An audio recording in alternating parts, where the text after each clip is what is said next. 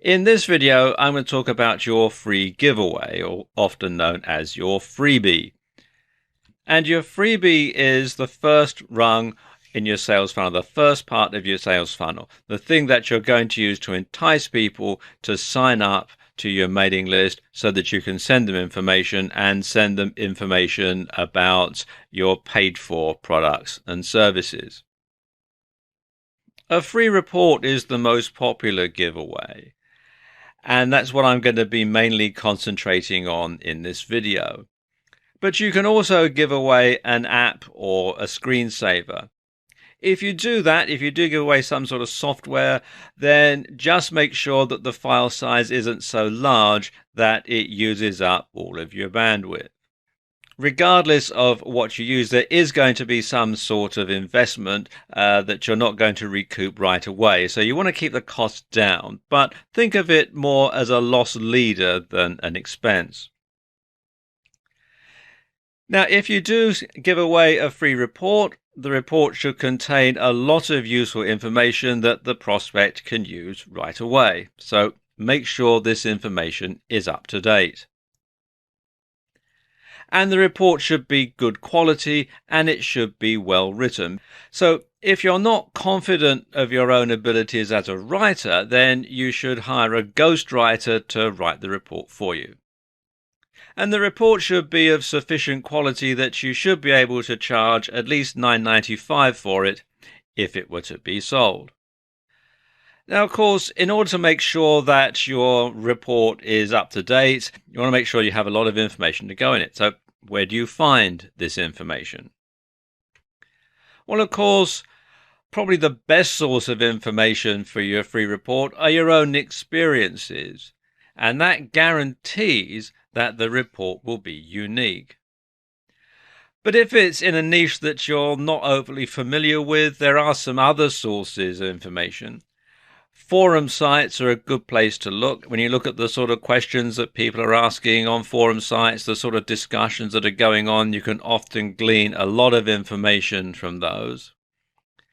Yahoo Answers, again, that's another good place to look for information because people are posting questions, and it could well be the sort of questions that people in your niche are asking, and then you can go in and see what the answers are that other people who are perhaps more knowledgeable about the subject than you are have actually put in, and then you can base your report on those. Product reviews on Amazon.com are always a great place to look for information, particularly if your report is, say, on a software product or it's on some other type of physical product. Then you can get the feedback from people who've actually bought and used the product on Amazon.com, and again, base your report on those. And of course, the website Wikipedia has a lot of information that you can use and incorporate into your reports. Something else that you can use is PLR materials. PLR stands for private label rights. And these are materials that people write and they sell, and then you can simply rebrand them and put your name on them and put them out. Something else that you can use is information that's in the public domain. These are materials made by the US government, which is all in the public domain. It might be materials that the copyright has expired on, and so on. One thing to be absolutely certain of is don't make it a blatant copy of your source material. If you're researching your topic, then you want to include information from more than one source. Also, and again, if you're researching information, make sure that you're not infringing anybody else's copyright. And that's very, very important because copyright infringement can land you in a lot of hot water. And finally, you should rewrite the report in your own writing style. Especially quite often you buy PLR materials, you'll find that they're written by people for whom English isn't their first language. So you'll find there's lots of typos and rather odd language in it and spelling mistakes and all sorts of other stuff. So you want to make sure that it gets rewritten in your own writing style. And you also want to make sure that the spelling is consistent throughout. You don't want to have US English in part of it and British English in another part of it. You want to make sure that it's the same all the way through. Now, PDF, which is Adobe Acrobat format, is the most popular format for these giveaway reports. And there are a number of reasons for this. First and foremost, it ensures that your report can be read on a wide variety of devices and operating systems. So what you want to do is include a download link in the first email that gets sent by your autoresponder. Now, one way to save your document as a PDF is to create it in LibreOffice or OpenOffice Writer. And this is a free open source software package. And it's similar to Microsoft Word, but it does allow you to save directly as a PDF straight from here in the toolbar. Now, I know that there are some versions of Microsoft Word that will let you save as a PDF now, especially the subscription versions. But this is free, and you can download it from openoffice.org for OpenOffice and LibreOffice.org for LibreOffice. And these software packages are both free and open source, and they have versions for Windows, Mac, Linux, and so on. Something else that you can do is to include a clickable link to your website and giveaway rights with your report. Now, what this means is that whoever downloads your report is free to give it away to whomsoever they choose, provided that it's not altered. And this way, if people share it, the report can also be a useful traffic generator. Now, in order to make this work properly, you'll need to update and change the report from time to time. So after 500 or 1,000 people have downloaded your report, then you'll want to write a new report and put it up on your squeeze page. So anybody who gets the old report and clicks the link and goes to the squeeze page will not see the same report that they've just got. Getting your low and mid-range price products right is crucial to the success of your sales funnel. Now, your low-priced product is the first paid-for offer that you're going to send to your list. So you want to make sure that it has lots of quality and offers outstanding value for money, because that is going to set the tone for what people can expect from you as they go further down the line. So you want to use this to build up people's confidence in you, in your abilities, in the quality of your offer.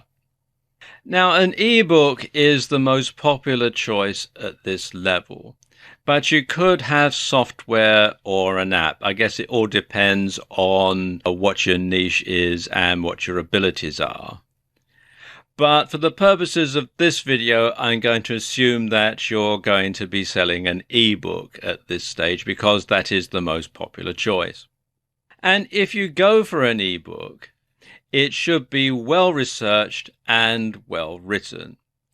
And you can draw on lots of different sources for this. You can use your own experiences, and that's probably the best way, because you can write from a first-hand experience and you can have information that people are not going to get anywhere else. You can draw on forum postings that are in niche forums. And likewise, you can also look at sites like Yahoo Answers. And you can write this book yourself, or you can hire a ghostwriter to write the book for you.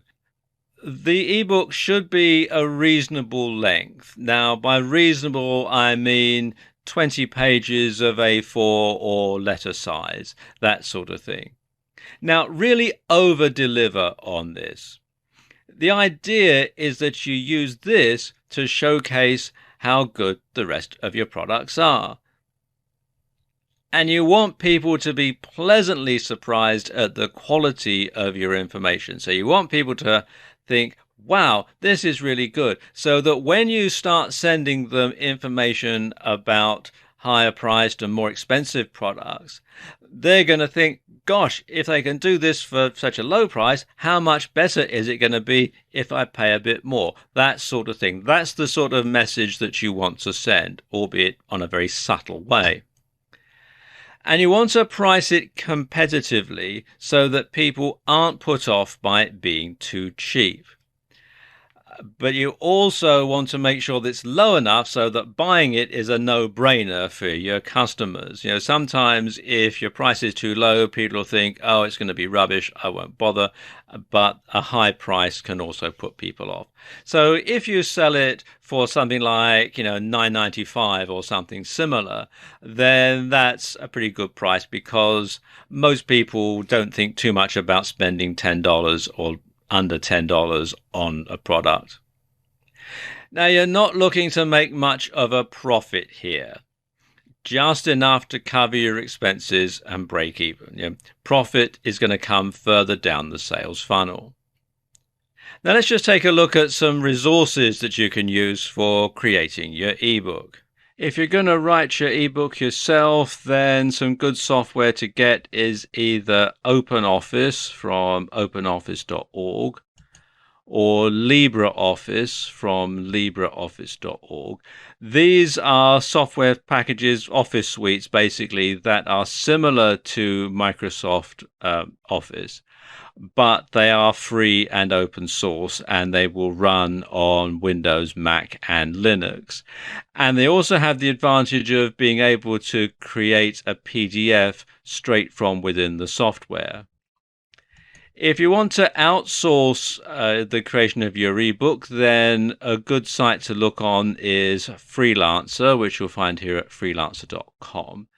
And at freelancer.com, you basically put your job out to tender and people bid to work on it. If your typing speed isn't particularly quick, then you might also want to look at getting Dragon Naturally Speaking, which is a voice-to-text software. It is actually quite expensive, but it's well worth getting because I'm sure, like most people, you can probably speak faster than you can type. And you can find out more at nuance.co.uk/dragon/index.htm. And the next step along is your mid-range item. This is an item that's going to be slightly more expensive than your lower priced item. And you can actually use this as an upsell from your lower priced product.